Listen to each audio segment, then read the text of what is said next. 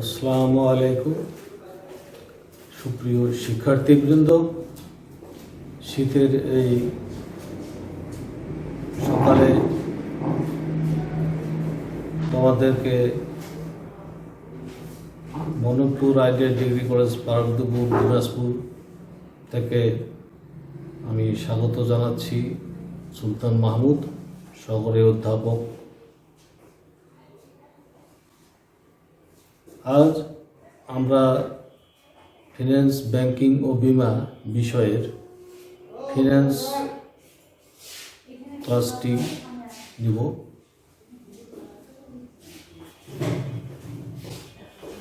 ধারাবাহিক এই ভিডিও ক্লাসে আজকে 3 নম্বর ক্লাস।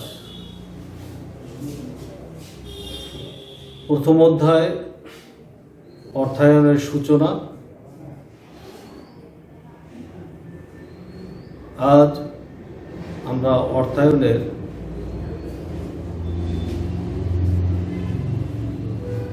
অত্যন্ত গুরুত্বপূর্ণ যে বিষয় সেটির উপরে কথা বলব।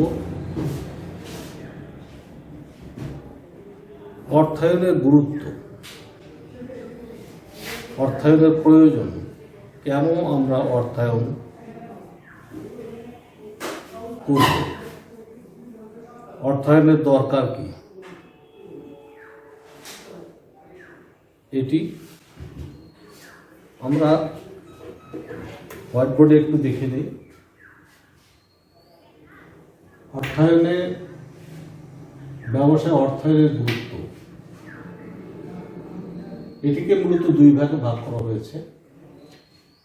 একটি হচ্ছে প্রতিষ্ঠানের দৃষ্টিকোণ থেকে, অর্থাৎ যেই প্রতিষ্ঠানে অর্থনীতি করা হয় তারা কিভাবে এই অর্থায়নকে দিচ্ছে সেটি, এবং তৃতীয়ত বিনিয়োগকারীদের দৃষ্টিকোণ থেকে, যারা অর্থায়ন করে থাকেন, অর্থাৎ যারা ঋণদাতা, তাদের দিক থেকে অর্থায়নের গুরুত্ব কি। আমরা প্রতিষ্ঠানের দৃষ্টিকোণ থেকে যদি এটাকে বিবেচনা করি, প্রথমত আমাদের যেটি আসবে ধারাবাহিকভাবে আমরা লক্ষ্য করি প্রাথমিক খরচ, স্থায়ী সম্পদ কিনা, চলতি সম্পদ কিনা, চলতি খরচ, বাকিতে পণ্য ক্রয়, অপ্রত্যাশিত ঝুঁকি মোকাবেলা, ব্যবসায় সম্প্রসারণ, সঠিক সিদ্ধান্ত গ্রহণ, ব্যবসায় অবসান। এই বিষয়গুলিকে অবশ্যই আমাদের মাথায় রেখে আমরা যারা ঋণ গ্রহীত প্রতিষ্ঠান তারা এই অর্থায়নটা করব, এবং এই জন্যই আমাদের অর্থায়নের, ব্যবসা অর্থায়নের প্রয়োজন আছে। গুরুত্ব এই। প্রাথমিক খরচ বলতে আমরা কি বুঝি? একটি ব্যবসায় শুরু করতে গেলে আমরা জানি সেটি ছোট হোক বড় হোক, যে কোনো ব্যবসায়ী হোক, সেখানে তাদের কিছু প্রাথমিক বা প্রিলিমিনারি কস্ট আছে। সেগুলো কি? যেমন তাকে প্রথমত একটি প্রতিষ্ঠান যদি ছোট আকারে সে করতে যায়, তাহলে সেক্ষেত্রে তাকে একটি দোকান ঘর যদি নিতে চায়, সে দোকান ঘর ভাড়া নিতে হবে। সেখানে বিদ্যুৎ সংযোগের ব্যবস্থা না থাকলে করে নিতে হবে। সেই ঘরটাকে ডেকোরেশন করা লাগবে। এগুলি হচ্ছে একটি ব্যবসায় প্রাথমিক খরচ। যদি বড় আকারে আমরা চিন্তা করি, কোনো বড় প্রতিষ্ঠানের কথা চিন্তা করি, কোনো ফ্যাক্টরির কথা চিন্তা করি, সেই ক্ষেত্রে তার যেমন সেই প্রতিষ্ঠানের প্রাথমিক খরচ হলো কমপক্ষে তাদের কিছু জমি থাকা লাগবে। সেই জমিতে তারা যেই ঘরবাড়ি স্থাপন করবে বা প্রতিষ্ঠান তৈরি করবে, সেটি তাদের প্রাথমিক খরচের মধ্যে পড়ে। এই প্রাথমিক খরচের পরেই আমরা যেটি এর সঙ্গে রিলেটেড যে খরচটিকে চিন্তা করবো, সেটি হচ্ছে স্থায়ী সম্পদ কেনা। স্থায়ী সম্পদ বলতে আমরা কি বুঝি? ব্যবসায়ে স্থায়ী সম্পদ বলতে আমরা তাকে বুঝে থাকি সেটি হচ্ছে যে আমাদের জমি, ল্যান্ড, বিল্ডিং, মেশিনারিজ, আসবাবপত্র, এগুলোকে আমরা সম্মিলিতভাবে স্থায়ী সম্পদ বলে থাকি। তো একটি প্রতিষ্ঠান করতে গেলে, একটি ব্যবসা প্রতিষ্ঠান করতে গেলে অবশ্যই আমার স্থায়ী সম্পদ লাগবে, সেই স্থায়ী সম্পদ ক্রয় করতে হবে। সেক্ষেত্রে আমার অর্থের প্রয়োজন হবে, অর্থ ছাড়া এগুলি সম্ভব নয়। সাধারণত দীর্ঘমেয়াদী ঋণ থেকে আমরা এই স্থায়ী সম্পদ কেনার ব্যবস্থাটি করে থাকি। 3 নম্বর, চলতি সম্পদ কেনা। চলতি সম্পদ কেনার আগে আমরা চলতি সম্পদ কাকে বলবো সেটা জেনে নিই। চলতি সম্পদ বলতে আমাদের দৈনন্দিন যে সমস্ত খরচ একটি প্রতিষ্ঠানে প্রয়োজন হয়, খরচ করতে হয়, যেমন একটি প্রতিষ্ঠানের কাঁচামাল ক্রয়, মেশিনের খুচরা যন্ত্রাংশ ক্রয়, এগুলি মূলত আমাদের চলতি সম্পদের মধ্যে পড়ে। এই চলতি সম্পদের সঙ্গে রিলেটেড আমাদের চলতি খরচ। চলতি খরচ মেটানোর জন্য আমাদের অর্থের প্রয়োজন হয়ে থাকে। চলতি খরচ মেটাতে না পারলে দেখা যাবে যে আমার প্রতিষ্ঠানটি তাদের কাজের গতিটাকে ধরে রাখতে পারতেছে না। কাঁচামালের অভাবে অনেক সময় প্রতিষ্ঠান বন্ধ থাকতেছে, সেখানে আমার শ্রমিকের বেতন গুনতে হবে, অন্যান্য সব খরচ আমার চালু থাকবে। সেক্ষেত্রে চলতি খরচ বা ওয়ার্কিং ক্যাপিটাল ব্যবসায়ের ক্ষেত্রে অত্যন্ত গুরুত্বপূর্ণ। 5 নম্বর, বাকিতে পণ্য ক্রয়। আমরা জানি বর্তমান বিশ্ব অত্যন্ত প্রতিযোগিতামূলক একটি বিশ্ব। এখানে প্রতিষ্ঠানের সংখ্যা অনেক, একই নেচারের অনেক প্রতিষ্ঠান তৈরি হয়ে গেছে। সেক্ষেত্রে আমার পণ্য বাজারে বিক্রয় করতে গেলে সবসময় নগদে বিক্রয় করা সম্ভব নাও হতে পারে। এর জন্য আমার পণ্যের মজুদ রাখতে হবে। পণ্যের মজুদ রাখতে গেলে অবশ্যই আমার অনেক অর্থের প্রয়োজন হবে। বাকিতে যদি আমি বিক্রয় করতে না পারি, সেক্ষেত্রে নগদে বিক্রয়ের পরিমাণ কমে যেতে পারে।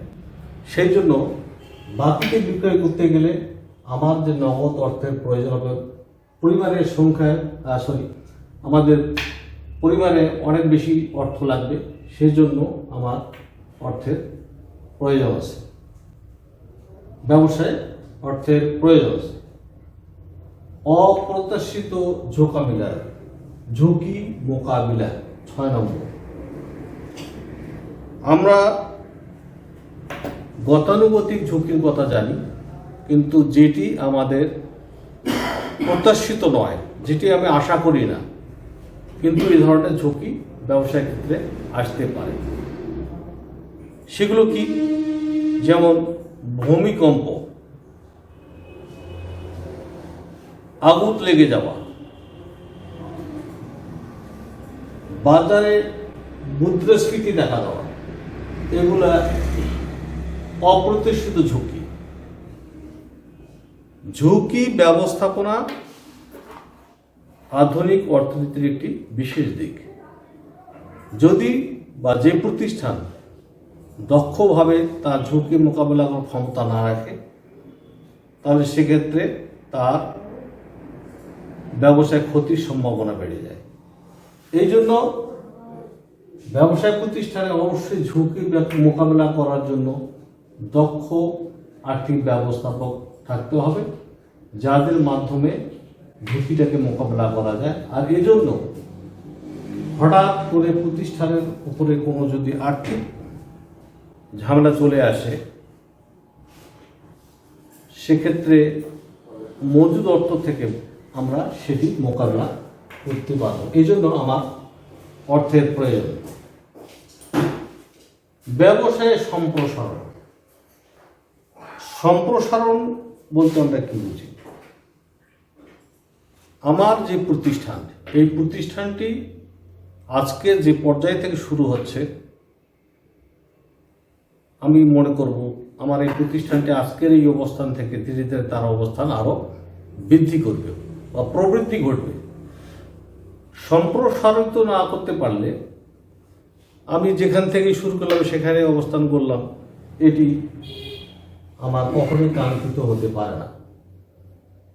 ব্যবসায় সম্প্রসারণ করতে গেলে অবশ্যই সেক্ষেত্রে আমার নতুন করে জমি ক্রয় করতে হইতে পারে, সেখানে দালান কোঠা তৈরি করার দরকার হতে পারে, মেশিনপত্র ক্রয় করতে হইতে পারে। আবার দেখা যাবে যে অনেক পুরাতন মেশিন, পুরাতন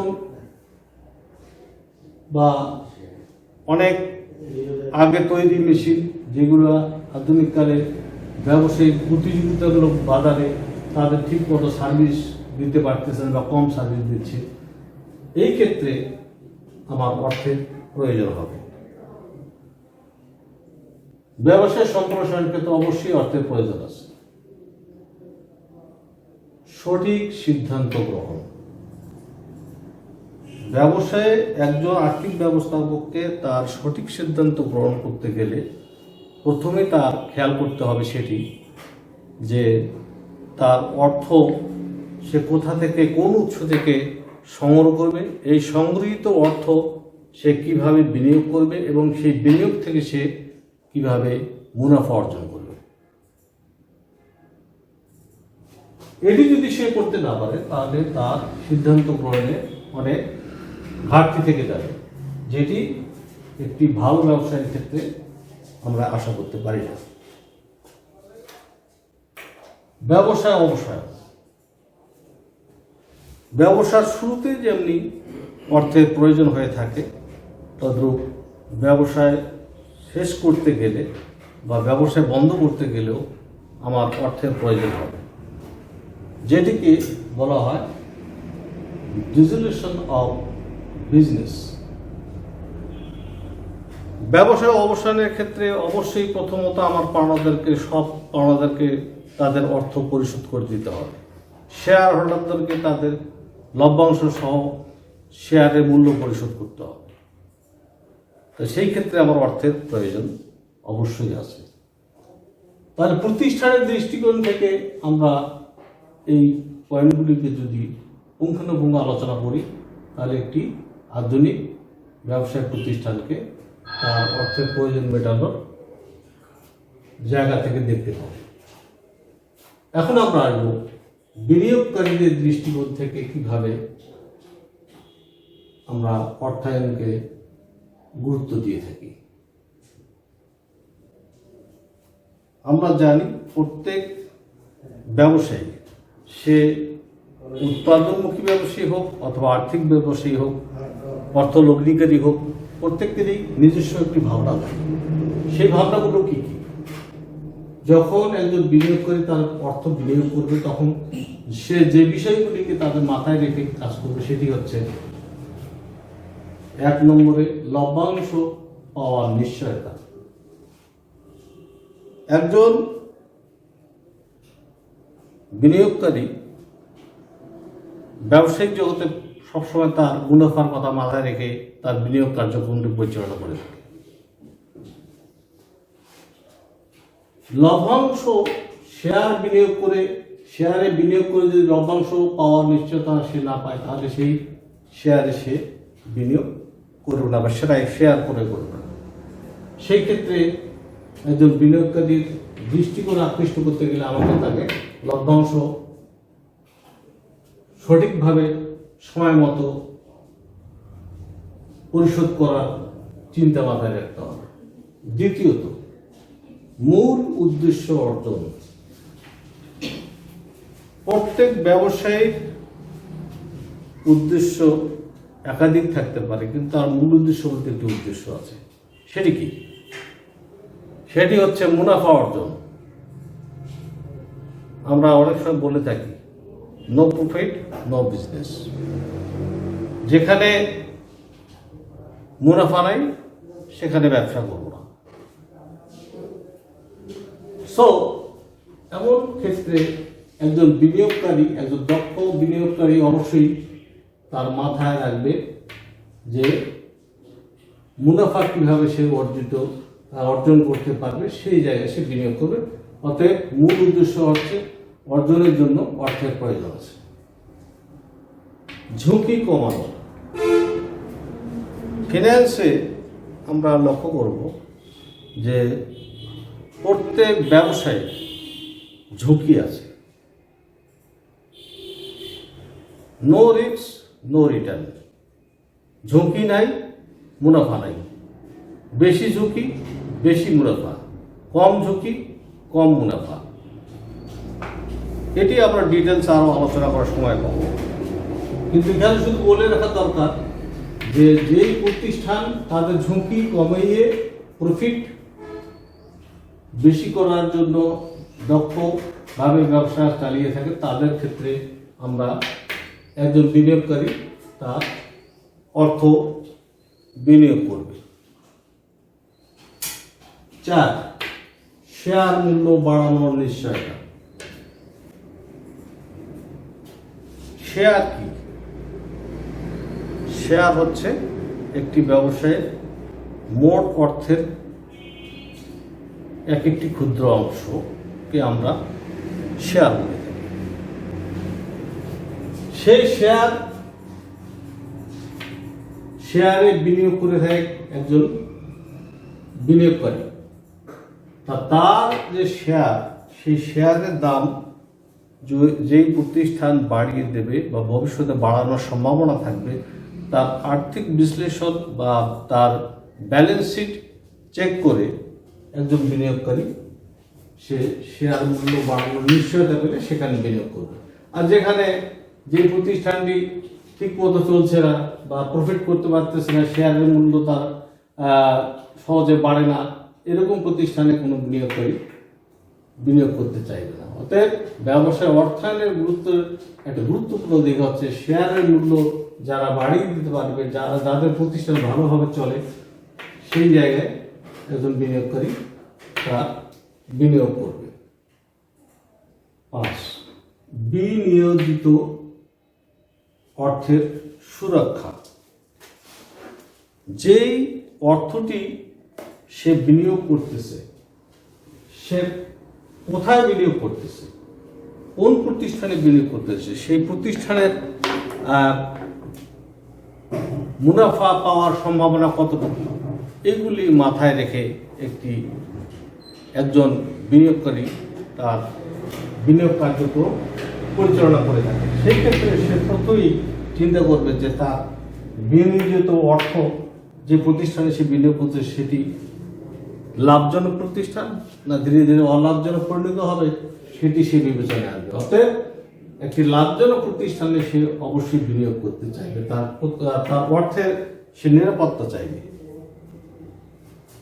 এইগুলি কারণ সব বিবেচনা করে আমরা ব্যবসায় যে অর্থায়নটা, সেই অর্থায়নের গুরুত্বগুলিকে আমরা এখানে তুলে ধরার চেষ্টা করছি। এখন আমরা আসবো এই অর্থায়নকে কয়েকটি শ্রেণীতে ভাগ করা হয়ে থাকে। এখানে আমরা হোয়াইট বোর্ডে একটু লক্ষ্য করি। প্রথমত অর্থায়নের শ্রেণীগুলোকে আমরা দেখব। অর্থায়নকে দুটি ভাগে ভাগ করা হয়েছে। এটি হচ্ছে 1 নম্বরে হচ্ছে আমার অভ্যন্তরীণ অর্থায়ন,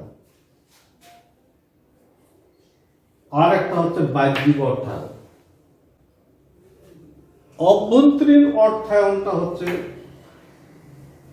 একজন মালিক বা ব্যবসা প্রতিষ্ঠানের যারা উদ্যোক্তা, তাদের যে অর্থায়ন, সেটিকে আমরা বলি অভ্যন্তরীণ অর্থায়ন।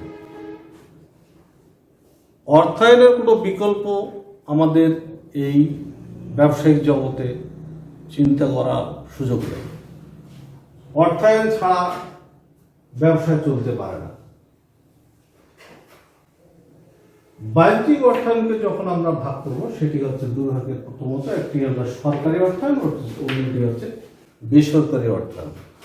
সরকারি অর্থায়ন, সরকারের যত আর্থিক কার্যক্রম আছে, সরকারের যত আয় ব্যয় হিসাব আছে, সবগুলিকে আমরা একসঙ্গে বলে থাকি সরকারি অর্থায়ন। সরকারি অর্থায়নের ব্যয় খাতও আছে, আবার তার আয় খাতও আছে। সরকারি অর্থায়নের ব্যয় খাতগুলি আমরা চিন্তা করলে সহজেই আমাদের চোখে পড়বে। সেটি হচ্ছে যেমন দেশের যত চাকরিজীবী কর্মচারী কর্মকর্তা আছে তাদের বেতন প্রদান, সরকারিভাবে বিভিন্ন শিক্ষা প্রতিষ্ঠান, স্বাস্থ্য খাত, এগুলোতে অর্থ বিনিয়োগ করা, রাস্তাঘাট, সেতু নির্মাণ, ব্রিজ, কালভার্ট,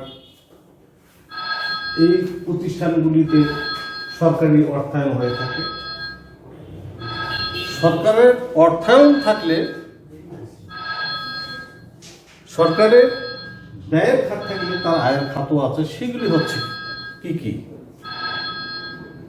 আয়ের খাতগুলি আমরা যদি লক্ষ্য করি, বিভিন্ন রাজস্ব এবং ডিউটি, সরকারি শুল্ক, রাজস্ব, এগুলি থেকে সরকার তার অর্থগুলি সংগ্রহ করে থাকে। তাহলে আমরা সরকারের অর্থায়নটা বুঝতে পারলে সরকারের যে আয় ব্যয়গুলি সেগুলি আমাদের মূলত সরকারি অর্থায়ন, অর্থাৎ সরকার প্রতি বছর তাদের যে বাজেট ঘোষণা করেন সেটি মূলত সরকারি অর্থায়নের একটা মূল দিক। এখন আমরা আসি বেসরকারি অর্থায়ন। বেসরকারি অর্থায়নকে তিনটি ভাগে ভাগ করা হয়: একটি ব্যক্তিগত, একটি ব্যবসা এবং একটি অব্যবসায় অর্থায়ন। ব্যক্তিগত অর্থায়ন আমরা কাকে বলি? আমরা সবাই কোনো না কোনো পরিবারের সদস্য। প্রতি পরিবারের যারা রোজগারী ব্যক্তি তারা রোজগার করে থাকে, এটি মূলত হচ্ছে আয়, এবং তাদের যে খরচগুলি প্রতিদিন হয়ে থাকে বাড়িতে সেগুলি হচ্ছে ব্যয়। যেমন একটি পরিবারের সদস্যদের প্রতিদিনের খাওয়ার খরচ, তাদের শিক্ষা, বাচ্চাদের শিক্ষা, চিকিৎসা, এগুলোর খরচ, এই সবগুলি আমাদের ব্যক্তিগত অর্থায়নের মধ্যে পড়ে। পরবর্তীতে আরো ডিটেলসে আমরা বলবো। দ্বিতীয় যেটি, সেটি হচ্ছে ব্যবসায় অর্থায়ন। ব্যবসায় অর্থায়নটা কি? আমরা এই ব্যবসায় অর্থায়ন নিয়েই এত আলোচনা করছি। ব্যবসায় অর্থায়ন বলতে আমরা সাধারণত যদি কোনো উৎস হতে অর্থ সংগ্রহ করে কোনো প্রতিষ্ঠানে বিনিয়োগ করে এবং সেখান থেকে মুনাফা অর্জন, এটি মূলত হচ্ছে ব্যবসায় অর্থায়ন। লাস্ট অফ অল আমরা শেষ পর্যায়ে যেটি বলবো সেটি হচ্ছে অব্যবসায় অর্থায়ন। অব্যবসায় অর্থায়ন আমরা কোনটাকে বলবো?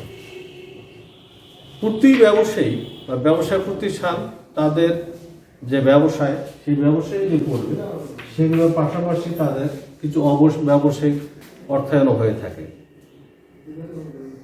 সরকারি অর্থায়নে যেমন আমরা দেখেছি যে বিভিন্ন শিক্ষা প্রতিষ্ঠান, ধর্মীয় প্রতিষ্ঠান, উপাসনালয়, এগুলোতে তারা অর্থায়ন করে থাকে।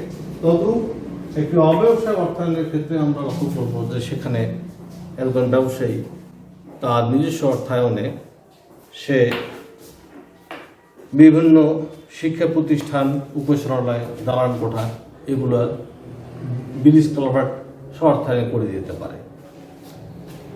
তা এইগুলি ছিল মূলত আজকের আমাদের আলোচনার বিষয়: ব্যবসায় অর্থায়নের গুরুত্ব এবং অর্থায়নের শ্রেণীগুলি। পরবর্তী কোনো ক্লাসে আবার আমরা কথা বলব। আজকে এই পর্যন্তই। তোমাদের সবাইকে ধন্যবাদ। আল্লাহ হাফেজ।